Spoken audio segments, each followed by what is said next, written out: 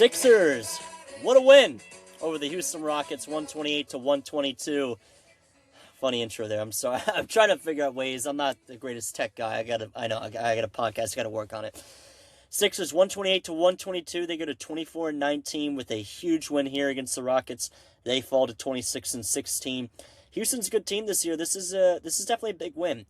But we could have made things a lot easier on ourselves. I'm going to break down that whole bit of the game. I'm going to start with the fourth quarter, because the fourth quarter in OT is where things were really intense for the Sixers, and it looked like we were going to blow this game. It really did. We were up 7 at the half, and then the second half, just as it has all year, just been a problem, an issue. And I think I've realized why a little bit. Now, I don't know why this happens, what I'm about to say, but when we turn it over, we are really bad on defense. It's not even like necessarily transition defense we're really bad at. Like, the opposing team could slow it down even after we turn it over, and they always score. And our turnovers kind of come in bunches with this team. So things can kind of get out of hand fast, and for whatever reason, we like to turn it over in the second half. I don't know. But in the fourth quarter, the Rockets won a 17-2 run in a 5-minute span, and it just looked like the same old Sixers from what this year has been. It's just annoying. And it leaves crunch time minutes in the final 4 minutes, which is, this city goes through enough with the Rav fourth with Aaron Nola. We don't need a Rav 4 minutes for the Sixers, but my God, we have one right now, because they are just, I don't know. Regardless, we closed out the game on a great run, including overtime and the end of regulation, 29-15 run. Great job. There's little things, though, that can't happen. I'm going to talk about a couple possessions in this fourth quarter. We have one possession, where a Rocket, I believe it was KD, was by the baseline. Obviously, we're on defense. And just a simple cut towards the middle part of the lane leads to an easy jam because we have a miscommunication on who's guarding who. It was an easy dunk. We were forced to call timeout. Those possessions can't happen, especially in the fourth quarter. Maybe you can let it go if it happens in the first quarter, even the second, maybe even the third a little bit. The fourth quarter, though, in the final 4 minutes, that cannot happen.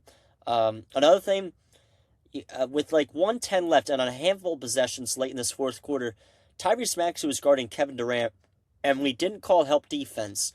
I'm not quite sure what the thinking is of having him on the 7-foot Kevin Durant, who can do everything scoring a basketball. But Durant scored a big two, and we turned it over right after with 1:10 left. So, little things like that. But now let's get to the positives, because really after that possession, it was up from here for the Sixers. Paul George, he recorded a huge steal late. The Rockets were up by 2 at this point. They could have made it a 2-score game. Instead, we go get the time bucket off a huge steal on him, and his defense was nails in this game. I'll talk about him again in a second. And then to end the game, tie game, couple seconds left, Maxey has the ball. We're calling ISO. Finally, and if you've been listening to my podcast, or even if you consistently watch the Sixers, you know that when a game's tied or we need to go get the lead or whatever with a couple seconds left, the go-to play is for Maxey to drive into the rim a little, sporadic and flail, and hopefully it goes in or he gets the foul. And it feels like it doesn't work half the time. Finally, it works. Finally, he gets leverage on the defender. He gets to the inside part of the hoop, and a clear goaltending call. Clear goaltending. It was not called. I was watching from my phone, and I could see it from my phone. These are displays, I don't know how you miss that in a professional sports league. This is not a rec league where you're missing this call. It was so blatantly obvious, and they can't challenge it because it's not a reviewable play. If this is my thing, too. If it's close, you should call it a goaltending, because you can reveal goaltending plays. So if it's really close, I'm more for the refs should call it. It's like NFL, refs letting players play out a play where there's a fumble that's probably a forward pass, but they're playing it out just in case. And in this circumstance, it wasn't even close. It was a clear goaltending. So the Sixers almost got screwed. Thank God they won in overtime, or I would be screaming on this podcast tonight. But we go into overtime. Paul George, a huge block on Alperen Sengun. It was awesome. Sengun was right under the hoop. He had inside leverage. He pump faked to dunk 2 times, got 2 of our defenders to jump, and Paul George came down and helped. And a huge block. We go get a bucket, gets our lead up to 4. Just great OT defense from everybody. And even Paul George at the end, even when we were up by like 6 at the end and the game was over, one last possession for the Rockets, George was tipping it in and out of the Rockets' hands. And clearly, awesome. Deserved a standing ovation. So, that was that for that game. Alperen Şengün in the fourth quarter and overtime, 0 points. Great job by the Sixers defense on him. It was cool to see Embiid kind of stare him down a couple times on some clutch buckets. They got into it a little bit. So, before I get into a couple more things for this team to work on, we'll talk about some positives. Joel Embiid, a triple-double. I believe it's his first one since February of either this past year or like a year and a half ago. But I think it's... Actually, that would be more like 2 years ago. I think it was this past February. He finishes with 32 points, 15 rebounds, 10 assists. Great job by Joel Embiid tonight. A season high 46 minutes, so he's completely back in game shape. Hopefully, praying he stays healthy, but he looks really good. He deserves to be an all-star with how he's playing right now. There's not many centers better than him in the league right now. It's really awesome to see him performing like this again because we didn't know if he would get to be like this. So great job by Joel Embiid.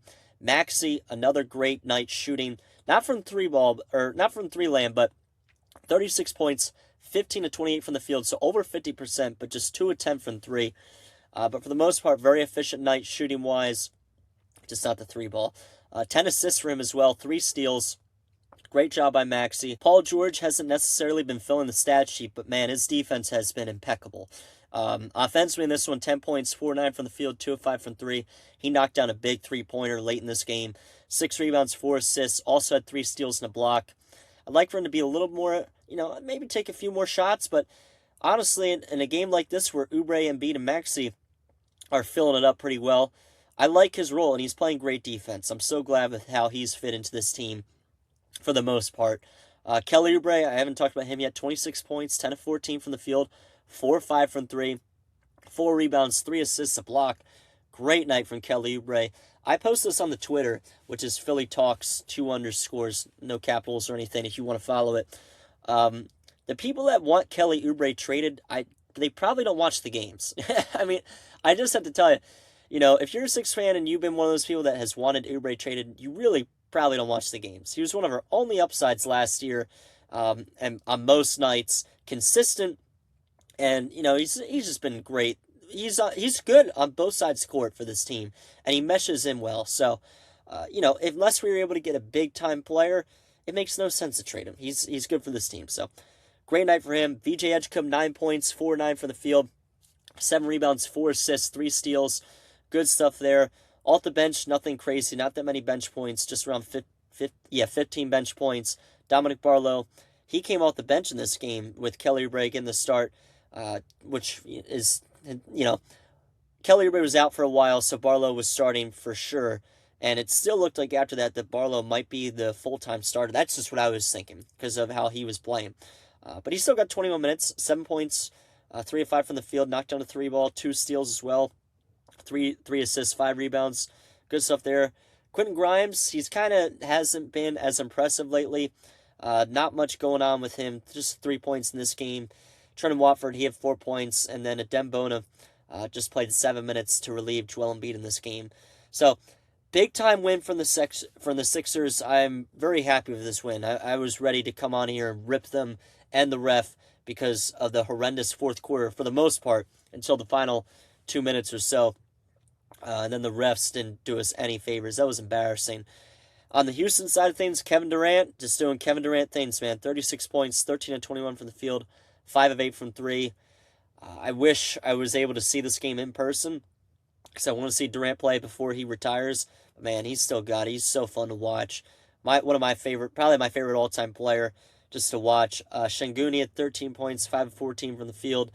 But, and the other note, Reed Shepherd, he got a little hot in the fourth quarter, knocking down some threes.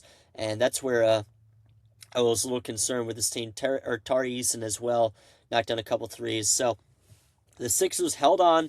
Well, not held on. They were able to. They blew the lead, going on a terrible run, and then they went on a great run. Should have won in regulation. They win it in overtime. I'll take it. So Sixers continue the trend of winning one, losing one, winning one, losing one. I'm really hoping that we can get something going here. Sixers play the Knicks on Saturday at home, 3 o'clock. Then they get the Hornets on the road at 7 o'clock. So this Knicks game will round out the 6-game homestand. 6-game homestand. And then they'll, after the Charlotte game on Tuesday, they got another 3 games at home against the Bucks, Canes, and Pelicans. So these next 5 games are relatively easy. The Sixers got to find a way to really try to strand some wins together and get over this little hump that they're at, and get a winning streak. This team can compete with anybody. They just need to get some winning streaks going. And hopefully they can do it against the Knicks, especially because the Knicks are one of the teams in front of the Sixers.